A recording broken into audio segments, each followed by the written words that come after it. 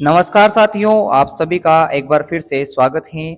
BSTC second year के लिए जो इंग्लिश है उसका पार्ट बी और पार्ट बी की भी यूनिट थर्ड हमारे चल रही हैं, जहां अभी तक हमने सीएलटी के बारे में पढ़ लिया है, टीसीजीएम के बारे में पढ़ लिया है, डायरेक्ट मेथड के बारे में पढ़ लिया है और आज एक नया अप्रोच हम पढ़ने वाले हैं, वो है स्ट्रक्चरल अप्रोच, संरचनात्मक उपागम।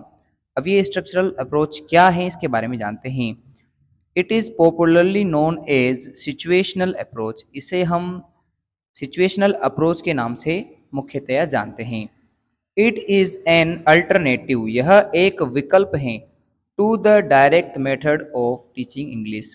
टीचिंग इंग्लिश के लिए यानी शिक्षण अंग्रेजी के लिए या अंग्रेजी शिक्षण के लिए जो डायरेक्ट मेथड यूज होता है, उस डायरेक्ट मेथड के विकल्प के रूप में स्ट्रक्चरल अप्रोच को यूज किया जाता है। आगे देखते हैं। It is based on the assumptions, यह इन धारणाओं मान्यताओं पर आधारित हैं, दैट की language can be learned, language जो है सीखी जा सकती हैं, through a scientific selection and grading, मनोवैज्ञानिक या वैज्ञानिक रूप से चुनाव करके और शब्दों को सही क्रम में व्यवस्थित करके संरचनाओं के माध्यम से। तो ये एक अजम्पशन होता है इस मेथड के अंदर। तो अभी तक हमने देखा इसे हम सिचुएशनल अप्रोच कहते हैं, ये एक अल्टरनेटिव है और अल्टरनेटिव किसका है, डायरेक्ट मेथड का। और यहाँ अजम्पशन क्या है कि ये लैंग्वेज को सिखाया जा सकता है, किसी भी लैंग्वेज को उसके साइंटिफिक सिलेक्शन और ग्रेडिंग के माध्यम से। अब हम ये जानते हैं कि बेसिक प्रिंसिपल क्या है स्ट्रक्चरल अप्रोच को यूज करने के लिए। ये देने वाले का नाम है एफ जी फ्रेंच। तो according to F G French has started three principles of structural approach. Structural जो अप्रोच हैं इसके लिए तीन जो प्रिंसिपल हैं वो दिए थे आपके एफ जी फ्रेंच ने, जिनमें से पहला है इम्पोर्टेंस ऑफ स्पीच, भाषण की उपयोगिता, बोलने की उपयोगिता। इस मेथड के अंदर भी डायरेक्ट मेथड की तरह लैंग्वेज के स्पीकिंग पे बल दिया जाता है। अगला है importance of the formation of the language habit, language habit, भाषा की आदत होनी चाहिए और भाषा की आदत यदि बालक बालिकाओं में होगी तभी वो जो है भाषा को अच्छे प्रकार से सीख पाएंगे। अगला है इम्पोर्टेंस ऑफ चाइल्ड एक्टिविटी, तो चाइल्ड की एक्टिविटी की इम्पोर्टेंस है rather than the activity of the teacher. तो टीचर्स की एक्टिविटी से ज़्यादा चाइल्ड की एक्टिविटी, चाइल्ड की क्रिया ज़्यादा जरूरी है। उसको अच्छा लिसनर बनाना है, तो लर्नर को लिसनर बनाने का जो काम करता है वो आपका स्ट्रक्चरल अप्रोच होता है। तो ये इसके बेसिक तीन प्रिंसिपल हो जाते हैं। आगे हम ये देखते हैं कि इस जो स्ट्रक्चरल अप्रोच हैं इसके एडवांटेज, उपयोग क्या क्या हैं।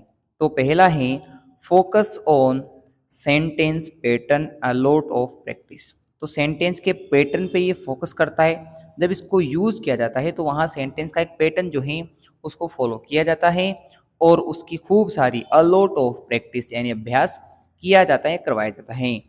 इनेबल्स, ये जो है इनेबल करता है लर्नर को सीखने के लिए टू स्पीक, क्या सीखना, बोलने सीखने को, द लैंग्वेज फर्स्ट, यानी कि जब LSRW का हम यूज़ करते हैं स्किल्स को सिखाने में तो वहाँ स्पीकिंग को मेनली जो स्पीकिंग है उसको फर्स्टली सिखाया जाएगा। यानी प्रथमतया अगर चारों में से किसी को सिखाना हो LSRW में से तो ये लैंग्वेज की स्किल्स में से फर्स्ट सिखाता है आपकी स्पीकिंग को।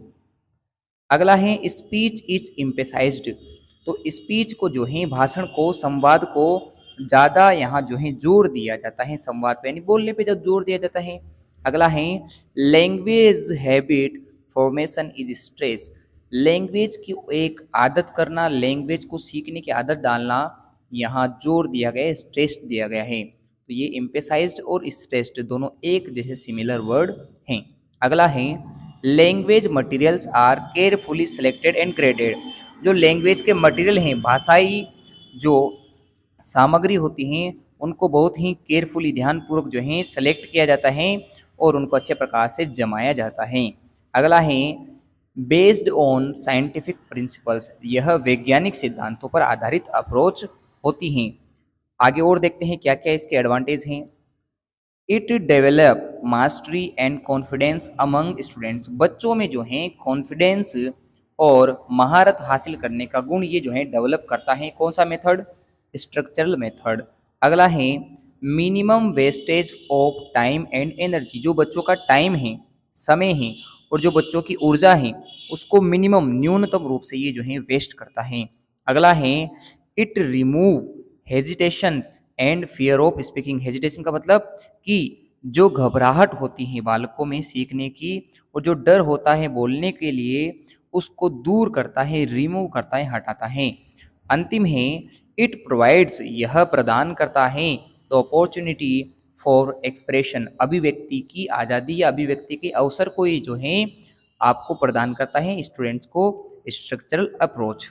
तो ये हम 10 एडवांटेज देख चुके हैं। अब जिस चीज़ का एडवांटेज है उसका डिसएडवांटेज भी ज़रूर होता है, तो डिसएडवांटेज यहाँ देखते हैं। अब डिसएडवांटेज में दो एडवांटेज इसके डिसएडवांटेज जैसे हैं जो मेनली यूज़ होते हैं। पहला तो क्या है, the continuous teaching of structures, संरचनाओं का लगातार अध्ययन करते रहने से कैन मेक, बन सकती हैं, the class dull and mechanical. Dull का मतलब कि नीरस बन सकती हैं। एक तो क्लास में नीरसता पैदा हो जाती है और क्लास का मशीनीकरण हो जाता है, यानी मैकेनिकल वो जो है यानी मशीन की तरह बच्चे हो जाते हैं। तो उनको मशीन नहीं बनाना है, क्लास को भी नीरस नहीं बनाना है, क्लास को जो है अच्छे जो है इंटरेस्ट के साथ इफेक्टिव लर्निंग करानी है उनकी। तो डलनेस नहीं होनी चाहिए और मैकेनिकल भी नहीं बनाना है। अगला है the problem of teaching English, तो जो इंग्लिश की टीचिंग की जो समस्या थी इज नॉट सोल्व, वो सोल्व नहीं होती है यहाँ से by the selection and graduation. तो ग्रेडेशन और सिलेक्शन इन दोनों से ये जो समस्या है टीचिंग इंग्लिश की ये दूर नहीं होती हैं।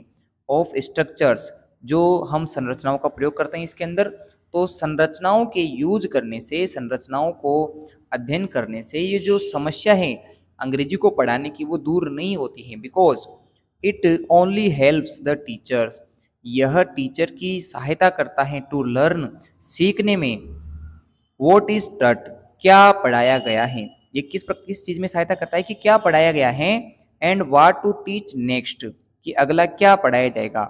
तो ये दो चीजों में सहायता करता है कि क्या पढ़ाया गया है और क्या पढ़ाना है। बट ये इस चीज को सॉल्व नहीं करता है कि कैसे पढ़ाना है, हाउ टू टीच, तो ये टीचिंग इंग्लिश के बारे में नहीं बताता है। आगे देखते हैं it is suitable for lower class students, तो ये जो हैं छोटे जो बालक होते हैं, छोटी कक्षाओं के बालक, उनके लिए सूटेबल हैं, बड़ी कक्षाओं में यूज नहीं होता। अगला है knowledge of mother tongue is not explored, तो एक्सप्लोर का मतलब होता है उसका उपयोग करना, उसको ज़्यादा तवज्जो नहीं दी जाती है यहाँ पर मदर टंग को। अगला है it is not fit for teaching, यह फिट नहीं बैठता है किस चीज़ के लिए, टीचिंग पढ़ाने के लिए। कौन क्या पढ़ाने के लिए, प्रोज को पढ़ाने के लिए, पद्य भाग को पढ़ाने के लिए, पोइट्री कविताओं को पढ़ाने के लिए, ग्रामर यानी व्याकरण को पढ़ाने के लिए, एंड प्रोनाउंसिएशन उच्चारण को पढ़ाने सिखाने के लिए यूज नहीं हो सकता। अगला है course can not be completed, course complete नहीं हो सकता है थ्रू दिस मेथड, इस मेथड के माध्यम से कोर्स कंप्लीट ही नहीं होगा तो बच्चे कम सीखेंगे, और कम सीखना जो है कभी भी किसी टीचर के लिए यूज़फुल नहीं है और न ही बच्चों के लिए यूज़फुल हैं।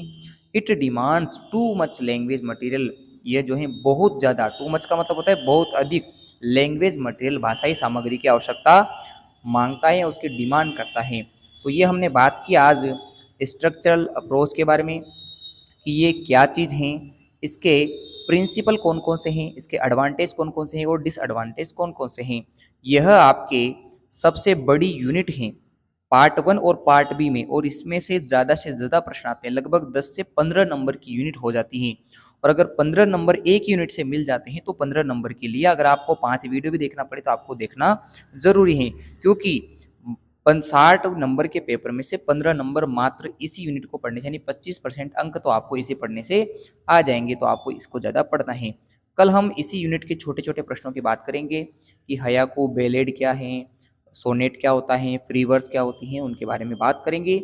ये जो PDF आप इसे में देख पा रहे हैं ये आपको निःशुल्क टेलीग्राम पे मिल जाएगी।